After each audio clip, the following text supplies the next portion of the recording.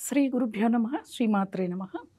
ఆలయానికి వెళ్ళినప్పుడు ప్రదక్షిణలు తప్పనిసరిగా చేయాలా అని చెప్పని చాలామందికి సందేహం వస్తూ ఉంటుంది. ఆలయానికి వెళ్ళేదే మనం అక్కడ ఒక ప్రశాంతత ఉంటుంది. భగవంతుడి దర్శనం, భగవన్నామం ఇవన్నీ చేసుకోవచ్చు. కాసేపు ప్రపంచాన్ని మైమరిచి ఆలయంలో మనం కాసేపు గడపవచ్చు అని వెళ్తూ ఉంటాం. ఆలయానికి వెళ్ళటం వల్ల ఏంటిది అంటే మన మానసిక పరిస్థితి అనేది సరిగా అవుతుందనమాట. మానసిక పరిస్థితి అంటే అటు ఇటు ఆందోళనలో చీకాకులు గానీ, కామ క్రోధాలు గానీ ఇలాంటివి ఏమున్నా కూడా ఆలయంలో అడుగు పెట్టగానే అసలు మనలో ఆ ఉన్న చీకాకు కానీ, కోపం కానీ, క్రోధం అన్నీ తుడిచిపెట్టుకొని పోతాయి. అటువంటి గొప్ప క్షేత్రమే ఆలయం. ఏ ఆలయమైనా ఇంకా పురాతన ఆలయాలైతే మనకు అత్యంత శక్తివంతంగా కనిపిస్తాయి. ఎందుకంటే కొన్ని వందల ఏళ్ల నుంచి అక్కడ అర్చనలు అవన్నీ జరుగుతూ అక్కడ శక్తి అత్యధికంగా ఉంటుంది. అసలు ఒక పూర్వకాలంలో ఆలయాలు కట్టాలి అని అంటే అక్కడ అయస్కాంత శక్తి ఉందో లేదో పరీక్ష చేసి మరి అక్కడ ఆలయాలు కట్టేవాళ్ళు. అలా కట్టినప్పుడు ఏంటిది అక్కడికి వెళ్ళగానే అక్కడ ఉన్న భగవత్ శక్తి అనేది రెట్టింపు అవుతుంది. ఈ అయస్కాంత శక్తి వల్ల మన మనస్సును లాగేసుకుంటుంది, భగవంతుడి మీదకి లాగేసుకుంటుంది అనమాట. ఇటువంటి క్షేత్రాలలో ఏంటిది అంటే మనం ప్రదక్షిణ తప్పనిసరిగా చేయాలి. మొదటగా ఆలయంలోకి వెళుతూనే ప్రదక్షిణ చేయాలి. దైవశక్తి అనేది అక్కడ నిగూఢమై ఉంటుంది.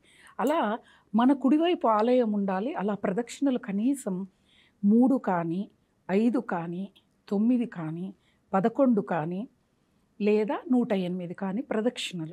కొన్ని ఆలయాల్లో ప్రదక్షిణలతోనే మనం దేవుణ్ణి ముక్కోవాలి. ఇప్పుడు చిలుకూరు వెళ్ళామనుకోండి, ఏదైనా మనకు ఒక పని, ఏ పనైనా కానీ నెరవేరుస్తాడు భగవంతుడు అక్కడ. 11 ప్రదక్షిణలు చేసి మన కోరికను విన్నవించుకొని, కోరిక నెరవేరిన తర్వాత 108 ప్రదక్షిణలు చేస్తామని మొక్కుకుంటారు. అక్కడ ఆలయ సాంప్రదాయం అదే అన్నమాట. మనం బోడుప్పల్ నిమిషాంబిక టెంపుల్కి వెళితే కూడా, ఆలయానికి వెళ్తే కూడా ఇదే సాంప్రదాయం. అయితే అక్కడ 16 ప్రదక్షిణలు చేసి అమ్మవారికి మన కోరిక నివేదించి, తర్వాత కోరిక నెరవేరిన తర్వాత వెళ్ళి 108 ప్రదక్షిణలు చేయటం అన్నమాట. సరే అమ్మ, మేము ఏ ప్రదక్షిణలు కూడా చేయలేము, మా కాళ్ళు సరిగా లేవు, మేము వయసు అయిపోయిన వాళ్ళము, లేతే కొంతమందికి వయసులోని కాళ్ళ నొప్పులు, కీళ్ళ నొప్పులు, ఇన్ని ప్రదక్షిణలు చేయలేము అంటే అప్పుడు వాళ్ళు ఆత్మ ప్రదక్షిణ చేస్తాం కదా, 3 సార్లు ఆత్మ ప్రదక్షిణ చేసినా చాలు. అసలు ఆలయానికి ప్రదక్షిణ చేయటమే ఆత్మ ప్రదక్షిణ అనమాట. అక్కడ భగవత్ శక్తి అనేది మనం ప్రదక్షిణ చేస్తూ ఉన్నప్పుడు మనకి ఆపాదించబడుతుంది. అక్కడ ఆలయంలో ఉన్న భగవంతుడి యొక్క శక్తి, భగవంతుడి యొక్క అనుగ్రహం. ఒక్కొక్కసారి ఆలయం ఖాళీగా ఉంది, తర్వాత భక్తులు వస్తారు అన్నప్పుడు కొంతమంది వెళ్ళిపోయి స్వామివారి దర్శనం, అర్చన, తీర్థ ప్రసాదాలు తీసుకొని ప్రదక్షిణ చేస్తూ ఉంటారు. అయితే ఇక్కడ అలా చేయవచ్చా అని చాలామందికి మళ్ళీ ఇంకో సందేహం వస్తుందన్నమాట. అప్పుడు చెప్పలేము, ఎందుకంటే ఇప్పుడు భక్తుల తాకిడి ప్రతి చోట ఎక్కువైపోయింది కాబట్టి ముందు ఖాళీగా ఉన్నాడు, స్వామిని కాసేపు చూసుకోవచ్చు, అన్నీ అయిపోయిన తర్వాత ఆఖరిన ప్రదక్షిణ చేసి కాసేపు విశ్రాంతి తీసుకొని వెళ్దాము అని చెప్పి అనుకుంటూ ఉంటారు. అలా అంటే ఇక్కడ సందర్భాన్ని బట్టి మనం వెళ్ళిపోవాలి. ఇంకొకటి ఏంటిది అంటే పాద ప్రదక్షిణ అనేది ఉంటుంది. ఒక పాదం మళ్ళీ తర్వాత ఆ పాదాన్ని అనుకొని ఇంకో పాదం మనం పెట్టి ప్రదక్షిణ చాలా సమయం తీసుకుంటుంది. మన కర్మ చాలా బలీయంగా ఉందంటే ఈ ప్రదక్షిణ చేస్తే చాలు మన కర్మ మొత్తము కూడా తొలగిపోతుంది. ఈ ప్రదక్షిణను గిరి ప్రదక్షిణ అంటారు. ఏది, పాదం వెనక పాదాన్ని ముందు పెడుతూ నడుస్తూ ప్రదక్షిణ చేయటం చాలా ఆలస్యం అవుతుంది.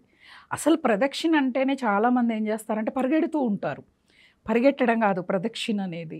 చాలాసార్లు మన పెద్దవాళ్ళు కూడా చాలామంది వీడియోస్లో చెప్పారు.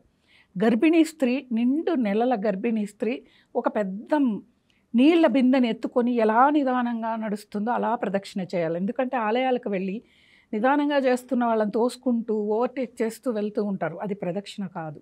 కోటి ప్రదక్షిణ చేసే సమయంలో కౌంటింగ్ కోసం ఒక పేపర్ పెన్ను పెట్టుకొని కౌంట్ చేస్తూ ఉంటారు. అది మంచిది కాదు. మీరు ఒక్కలు కానీ పువ్వులు కానీ 108 తీసుకోండి. అక్కడ ఒక పాత్రను పెట్టండి, మీరు ప్రదక్షిణ చేసి వచ్చి పెట్టడానికి. మీ చేతిలో మిగతా ఎన్ని పెట్టుకోండి. ఒక ప్రదక్షిణ అయిపోయింది, అక్కడున్న పాత్రలో ఒక ఒక్క కానీ ఒక పువ్వు కానీ ఏదో ఒకటి అవి చేసి అవి అక్కడ స్వామివారికి సమర్పించి వెళ్ళిపోవచ్చు మనం. ఇలా మనం కౌంట్ చేసుకోవాలి. కానీ అలాగే చాలామంది ఏం చేస్తారంటే తెలిసిన వాళ్ళు ఇంకెవరైనా బంధువులు ఎదురు పడితే మాట్లాడుతూ ప్రదక్షిణ చేస్తారు. ఇది అలా చేయకూడదు. మౌనంగా భగవన్నామం మీరు శివాలయానికి వెళ్ళారనుకోండి, ఓం నమ శివాయ అనే మంత్రాన్ని జపిస్తూ మీరు ప్రదక్షిణ చేయాలి. అంతేకాని తెలిసిన వాళ్ళతో అన్నీ లోకాభిరామాయణం మాట్లాడుతూ పిచ్చాపాటి మాట్లాడుకుంటూ ప్రదక్షిణ అనేది చేయకూడదు. భగవన్నామం జపం చేస్తూనే ప్రదక్షిణ అనేది చేయాలి. అలా చేస్తే ఆ ప్రదక్షిణకి మనం చేసిన ప్రదక్షిణకి ప్రతిఫలం అనేది లభిస్తుంది. అంతేకాని మేము ఎలా పడితే అలా చేస్తాం, పరిగెడతాము. నేనైతే 20 నిమిషాల్లో చేశా అండి 108 ప్రదక్షిణ. చాలామంది చెప్తూ ఉంటారు నాతో కూడా. నువ్వు ఆ పరిగెట్టి చేసే ప్రదక్షిణకు ప్రతిఫలం ఎక్కడి నుంచి వస్తుంది? నీకు సమయం లేదు, సమయం ఉన్న రోజే వెళ్ళి ప్రదక్షిణ చేయండి. అక్కడ మీ కర్మ తీరిన తర్వాత ప్రదక్షిణ చేస్తూ ఉన్నారు. భక్తితో కాసేపు ఆలయంలో గడపటానికి ప్రయత్నం చేయాలి మనం. భగవంతుడు 24 గంటలు ఇస్తే ఆ కాసేపు కూడా మనం అక్కడ గడపటానికి సమయాన్ని ఇవ్వట్లేదన్నమాట.